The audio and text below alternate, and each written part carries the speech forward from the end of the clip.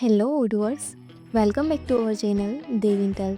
Today we will see how to allow only added member into sale order or quotation. So let's see about that, how to work it. You can see here a module Dev Sale Team Lead Access. First install this module, so click on this activate button. Now our module is installable. First go to Sales Save, go to configuration menu and go to Sales Team. Go to anyone like a new team. Team leader is Walter and add member here Walter and another is a demo. So here team leader is Walter and its member is a Walter and demo. So when login with Walter, then display here only these two, Walter and demos. So now login with Walter.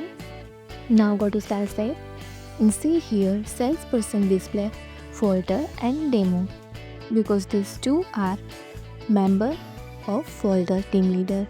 So using this our app, you can easily display here only added members, sale order or quotation. If you found this helpful, do it like, share and subscribe. Thanks for watching this video.